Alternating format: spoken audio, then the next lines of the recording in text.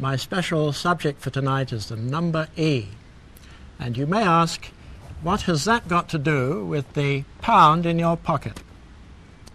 Imagine you have found a wonderful bank with 100% interest, and you put your pound in the bank and come back 12 months later, you have £2.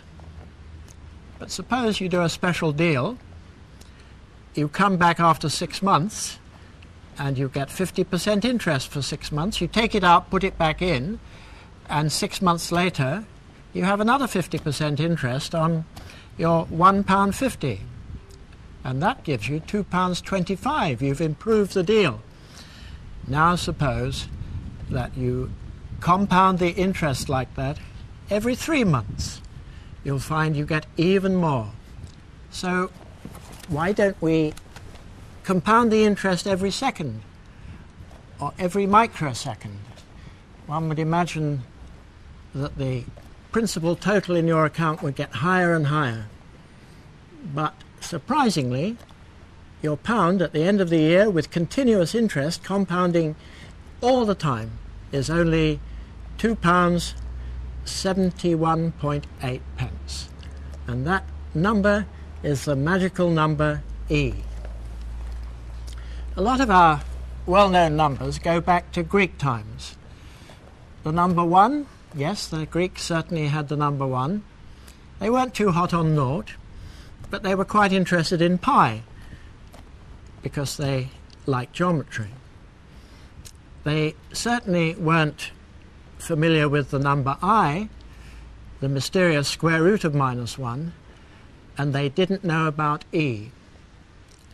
E didn't come into being until something like the beginning of the 1600s.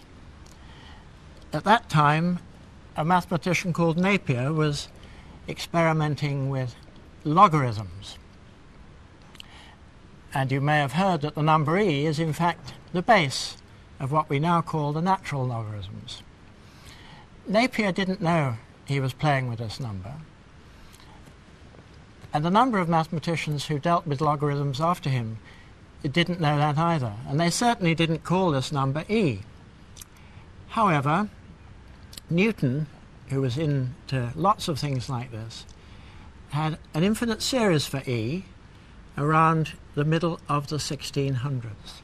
He knew that if you added 1 to 1 to 1 over 2 factorial and add 1 upon 3 factorial and add 1 upon 4 factorial, and you continue like that, you have a series which converges to a real number, and that real number is e.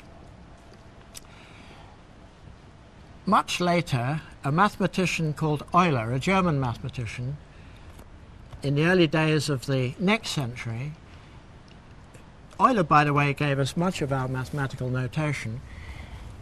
He decided to study this number more closely, and he was the first one to call it e, not because his name began with e, but because he was using vowels. He already had a in operation, so the next vowel was e.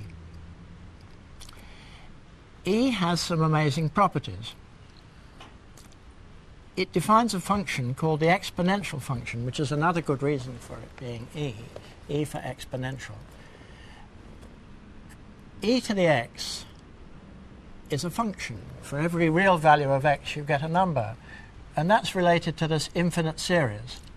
1 plus x squared upon 2 plus x cubed upon 6 plus x to the 4th upon 24, and so on. And for every value of x you think of, that infinite series converges and gives you a value of the function e to the x. Now, if you look at other well-known functions like cos x or sin x, they also have infinite series. And if you write e to the ix, I being the square root of -1, and you write out that infinite series with ix in place of x, and gather the real terms and the imaginary terms, surprise, surprise, you find that e to the ix is cos x plus I sine x. Now if you put x equals pi, the ratio of the circumference to the diameter of a circle, you get e to the I pi is cos pi, which is minus 1, plus I sine pi, which is 0. So e to the I pi is equal to minus 1. And if you write that equation in another way, e to the I pi plus 1 equals 0.